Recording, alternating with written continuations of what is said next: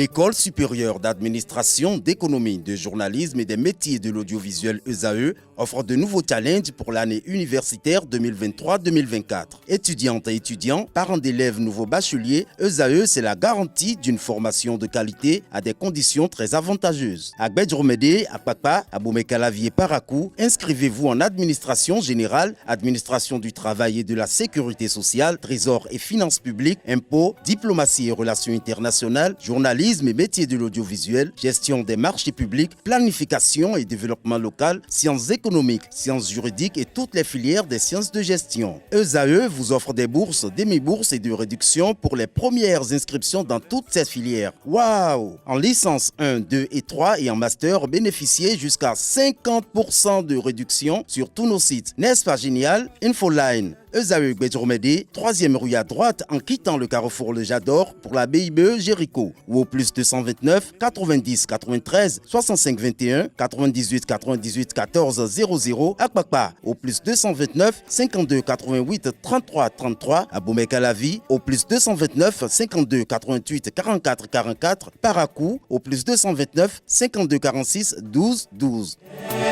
ESAE, l'excellence à un an.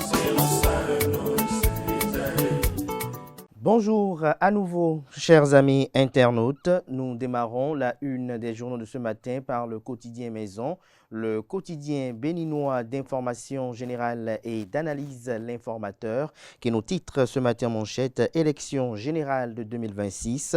Voici les règles du jeu. Promulguée ce 18 mars 2023 par le chef de l'État, l'intégralité de la loi numéro 2024-13 modifiant et complétant la loi numéro 2019-43 du 15 novembre portant élection générale en République du Bénin qui fixe les règles du scrutin de 2026 est à retrouver dans les colonnes de la parution de ce matin. Après la revalorisation des salaires des agents des collectivités territoriales, l'ANCB, l'association nationale des communes du Bénin, reconnaissante au président de la République Patrice Talon et à son gouvernement, les mots de remerciement du président de l'ANCB, Luc Setondiatropo, maire de la ville de Cotonou et ses pairs, le dit message est à retrouver à la page 5. Assemblée nationale, le président Louis Gbéounou-Vlavonou a reçu l'ambassadeur de l'Allemagne en audience. Les détails sur le point des échanges dans les colonnes de la parution de ce matin. Retrouvez également dans les colonnes de la parution de ce matin de l'Informateur les productions journalistiques des étudiants en formation sur les différents campus de l'ESAE, l'école supérieure d'administration, d'économie, de journalisme et des métiers de l'audiovisuel. La Nation, ce matin manchette, parle de partenariat entre l'Union européenne et le Bénin, 109 milliards de francs CFA pour renforcer plusieurs secteurs. Des détails sur ce partenariat en page 3. Alimentation en eau potable dans l'Atlantique, bonne évolution des chantiers ouverts à Alada. Fraternité, ce matin manchette parle de retraite non préparée, la grosse galère du troisième âge. Retrouvez le dossier de la rédaction aux pages 2 et 3. Élection générale de 2026, l'intégralité du code électoral promulgué est à retrouver également dans les colonnes de la parution de ce matin de Fraternité comme l'Informateur. Le matinal, nouvelle mesure gouvernementale pour améliorer les conditions de vie des AME, syndicats, enseignants et bénéficiaires reconnaissants. L'euphorie n'a pas baissé dans le rang des aspirants au métier d'enseignant au lendemain de l'annonce de la kyrielle de mesures prises par le gouvernement pour favoriser le bien-être des acteurs du secteur. Une victoire pour certains qui ne doit pas cependant faire oublier que des défis restent à atteindre. La CSA Bénin, la CGTB et l'UNSTB saluent des progrès significatifs. Noël Chadari, je cite, « Il y a une bonne dose d'humanisme », fin de citation.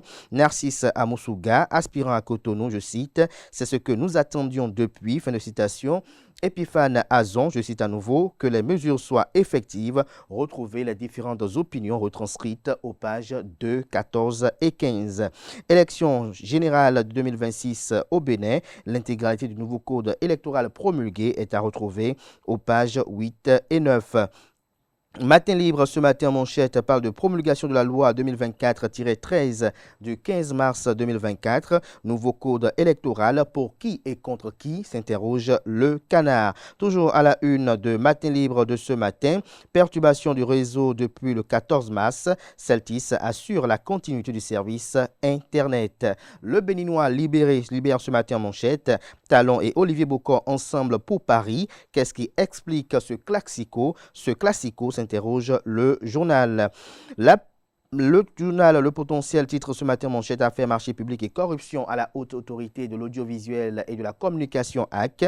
La Cour de répression des infractions économiques et du terrorisme Criette flanque 10 ans de prison aux deux inculpés. L'ex-DAF Raimi Batoko et l'ex-assistant PRMP Ange Arlan ne sortiront pas de sitôt de leur cellule. Le plaignant Ange Adandedjan sort vainqueur du procès. Revalorisation salariale des agents des collectivités territoriales décentralisées. Luc Setondia Trokpo, maire de la ville de Cotonou et président de l'Association nationale des communes du Bénin, disent merci. Et lui et ses autres pairs membres de l'ANCB disent merci au gouvernement Talon. L'association invite les secrétaires exécutifs et les mairies, notamment les maires, à exécuter le plus rapidement possible cette mesure. Nous passons à présent à l'indépendance. Souvenir des élections du 20 mars 2016. Déjà 8 ans de réforme sans compromission politique. Retrouvez l'article du journal à la page 5 de sa parution de ce matin. Libération nous libère ce matin à sa une, partenariat Bénin-Union européenne, plusieurs accords de financement signés, 109 milliards de francs CFA pour soutenir les actions du gouvernement. La Nouvelle Tribune ce matin manchette, nouveau code électoral béninois, le grand saut dans l'inconnu. Dabarou reçu sur les chaînes BLTV et Reporter Bénin Monde, Nathanaël Coty, sans langue de bois, décrypte l'actualité nationale, ce qu'il pense de la révision du code électoral de Patrice Talon, d'Olivier Bocor, de l'ancien président Thomas Boniaï. Retrouver sa sortie médiatique, notamment un compte rendu qui vous est proposé dans les colonnes de la parution ce matin du journal Nord-Sud Quotidien AME. Les nouvelles sont bonnes, mais 3 points de suspension. Retrouvez l'article en page 3.